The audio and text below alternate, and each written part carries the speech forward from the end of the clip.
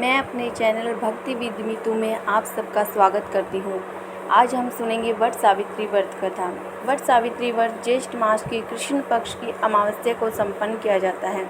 यह स्त्रियों का महत्वपूर्ण व्रत है। इस दिन सत्यवान सावित्री तथा यमराज की पूजा की जाती है। सावित्री ने इसी व्रत के प्रभाव से अपने मृतक पति सत्यवान को धर्मराज से छुड़ाया था।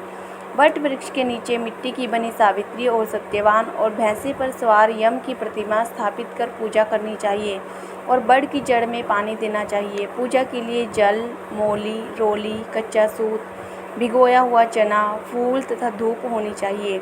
जल से वट वृक्ष को सींचकर तने के चारों ओर कच्चा धागा लपेटकर 3 बार परिक्रमा करनी चाहिए। इसके पश्चात सत्यवान सावित्री की कथा सुननी चाहिए। इसके पश्चात भीगे हुए चनों का बायना निकालकर उस पर यथाशक्ति रुपये रखकर अपनी सास को देना चाहिए तथा उनके चरण स्पर्श करना चाहिए। मध्य देश के राजा अश्वपति ने पत्नी सहित संतान के लिए सावित्री देवी का विधि पूर्वक व्रत और पूजन करके पुत्री होने का वर प्राप्त किया। सर्वगुण संपन्न देवी सावित्री ने पुत्री के रूप में अश्वपति के घर कन्या के रूप में जन्म लिया। कन्या के युवा होने पर अश्वपति ने अपने मंत्री के साथ सावित्री को अपना पति चुनने के लिए भेज दिया। सावित्री अपने मन के अनुकूल वर का चयन कर जब घर लौटी तो उसी दिन देवर्षि नारद उनके यहाँ पधारे।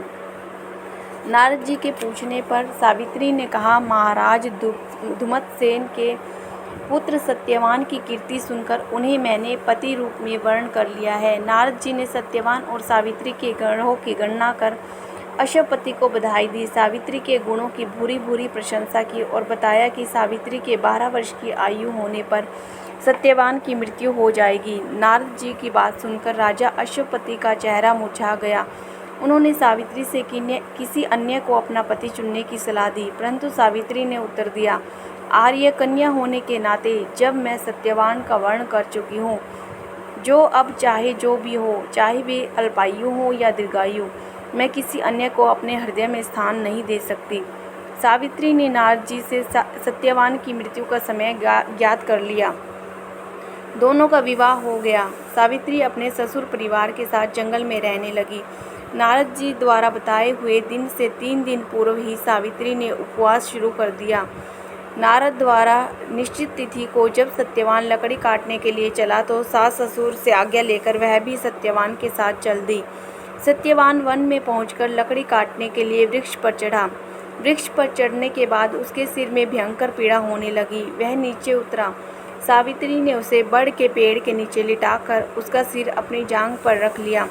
देखते ही देखते यमराज ने ब्रह्मा के विधान की रूपरेखा सावित्री के सामने स्पष्ट की। सत्यवान के प्राणों को लेकर चल दिए। कहीं कहीं ऐसा भी उल्लेख मिलता है कि वट वृक्ष के नीचे लेटे हुए सत्यवान को सर्प ने डस लिया था। सावित्री सत्यवान को वट वृक्ष के नीचे ही लिटाकर यमराज के पीछे पीछे चल दी। पीछे आती हुई सावित्री को यमराज ने उसे लौट जाने की आज्ञा दी।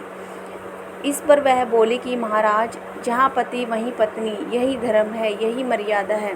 सावित्री की धर्म निष्ठा से प्रसन्न होकर यमराज बोले, पति के प्राणों के अतिरिक्त कुछ भी मांग लो। सावित्री ने यमराज से सास ससुर की आंखों की ज्योति दीर्घायु मांगी। यमराज तथास्तु कहकर आगे बढ़ गए। सावित्री भी यमराज का पीछा करती रही। यमराज ने अपने पीछे आती सावित्री को वापस लौट जाने को कहा तो सावित्री बोली, पति के बिना नारी के जीवन की कोई सार्थकता नहीं। यमराज ने सावित्री के पति धर्म से खुश होकर पुनः वरदान मांगने के लिए कहा। इस बार उसने अपने ससुर का राज्य मांग लिया। तथास्तु कहकर यमराज आगे चल दिए। सावित्री अब भी यमराज के पीछे चलती रही। इस बार सावित्री ने यमराज से 100 पुत्रों की मां बनने का वरदान मांगा। तथास्तु कहकर जब यमराज आगे बढ़े तो सावित्री बोली, आपने मुझे 100 पुत्रों का वरदान दिया है, पर पति के बिना मैं माँ कैसे बन सकती हूँ? अपना यह तीसरा वरदान पूरा कीजिए। सावित्री की धर्म निष्ठा, ज्ञान, विवेक तथा पति धर्म की बात जानकर यमराज ने सत्यवान के प्राणों को अपने पास से स्वतंत्र कर दिया। सावित्री सत्यवान के प्राण को लेकर वट वृक्ष के नीचे पहुंची, जहां सत्यवान का मृत शरीर रखा था।